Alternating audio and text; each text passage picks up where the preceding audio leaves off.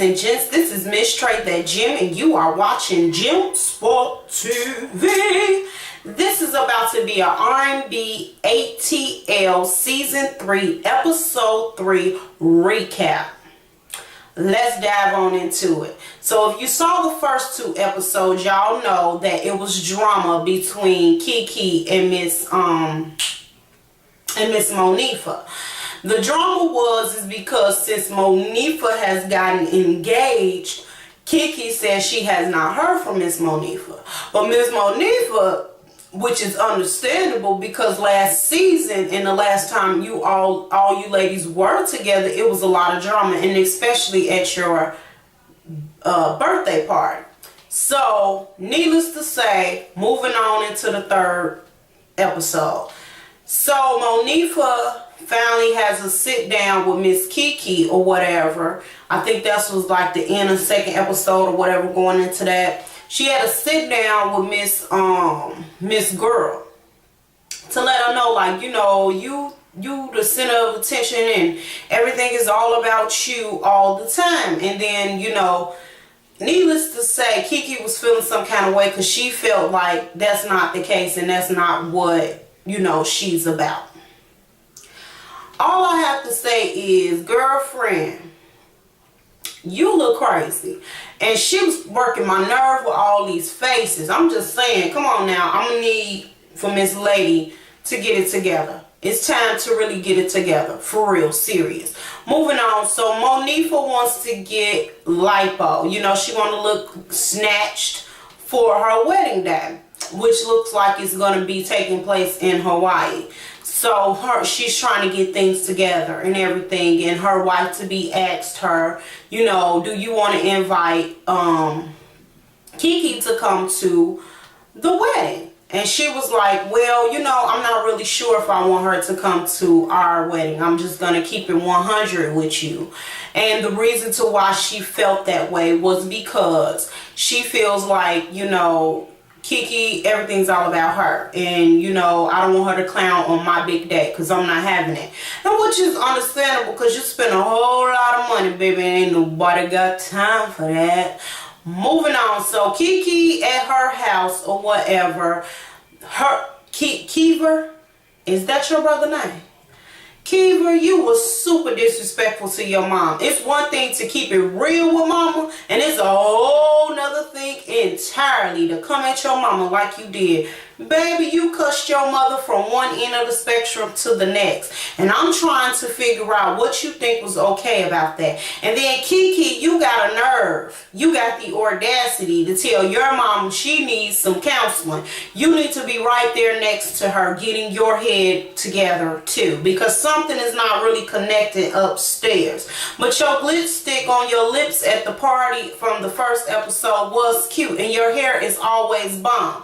But that you gonna need to really talk to somebody and get yourself straight while you sitting up talking about your mom. And that's just the reality. But Kiva, baby, if I was Kiki, I love you dearly as my brother, but you not gonna disrespect my mama from me. And she could be wrong as 2 left shoes. Count them, 2 left shoes on her feet. You would have not cussed my mama like that. And that's the reality. Y'all feel how you want to feel about it, whatever. Yep, you ain't talking to mans like that. And she could be wrong as 2 left shoes. I don't care. You ain't talking to my mama like that. And that's all mama together. And that's just reality. You can't talk. Let me tell you something. Some people get passes like, yeah, you know, you can tell your mom, you know, listen, mom, now, it ain't about you, woo, woo. You know, it's a way to talk to your mom, and that's not it. And that's just the reality. Y'all feel how you want to feel, but once somebody push you out they cooch, they get a pass on a whole lot of things. That's just the gist of it. And yes, sometimes you do gotta get even parents together. But I'm gonna say this is a way to do it that's not disrespectful. And what you portrayed on last night's episode of R&B Divas was disrespect at its highest regard. And that's all I got to say. Moving on. So, Selena Johnson, she is super hilarious this episode. That's all I gotta say. She was hilarious. You know, she was keeping it real 100 with the girls. But anywho, she has to sit down with Kiki and to let Kiki know, like, baby, that sister that was at the party the other night, what I'm going to need for you to do with that sister is I'm going to need for you to throw that sister back wherever the heck she come from. Don't ever bring her around me no more. And that's all I got to say. And you know what? I like that. And that shows real friendship. And I hope Kiki take it to some type of retrospect to it all and really just listen to what they saying, because it's like, okay, at some point the insecurity about your relationship's gonna have to change, because your insecurity is pushing these women away from you, and that's the reality. Okay, moving on. So they sitting down trying to talk about the one night only concert, and here comes Diamond. Okay, and this is Angie Stone's daughter. Now, Angie Stone, you know, by being on the road, and, you know, she's been in the game 40 plus, you know, and so she started young, and she had a daughter young, and so mama took care of her daughter while she provided for her daughter, and her daughter, you know, kind of resents mama for that.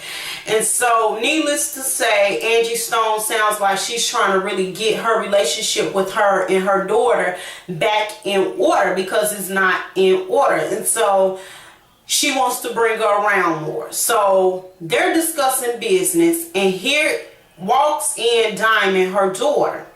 Now, kudos to your name, first of all, boo. Kudos to another Diamond. That's all I gotta say. But Angie Stone, that was not a sit down dinner or a tea. That was business, and you know better. You shouldn't have brought your daughter there. While people talking business, you sitting up there trying to talk about your daughter, introduce your daughter, and all this and that. And people really, for real, serious, ain't got time for that. Ain't nobody got time for that. Ain't nobody got time for that, especially when we talking about making this point. Okay? And so I think that made the ladies feel some kind of way. But one thing I love that I gotta give you kudos for, Miss Kiki, is when you said, listen, once I brought up where we making this points is when this points is gonna get made, and didn't nobody answer me, and you was ready to go.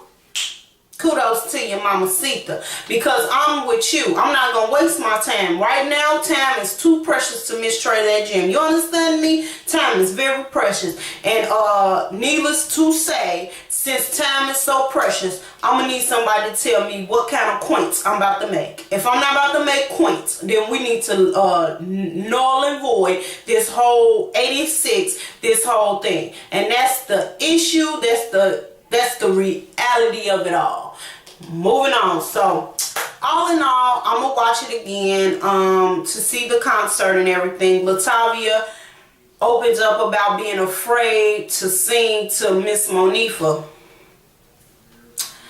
And you can sing. So, baby, just get your confidence back. Take a chill pill and, you know, get on out there and do what you do. Sing a song that goes with your voice and make it happen. Captain. Because it's time for you to do you. You know what I'm saying?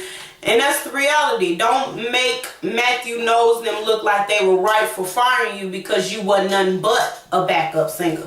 Just saying. Instead of being a part of a group like you are. And you can sing. I heard you harmonize at the table with them all and everything. So, I'll be watching again, and y'all know I'm going to try my best. If I get bored, I'll let you guys know, and if I'll be watching it all the way up until the reunion, okay? This has been Miss Trey That Gym, giving you R&B Divas ATL Season 3, Episode 3 recap. Okay, Diamonds, you are the toughest material on the earth, ladies, and there's none like you. Jits, you're no longer boys when you watch this channel. And to all my darlings, appreciate you, babies. Have joy, love, and be empowered in the 2014. You be blessed.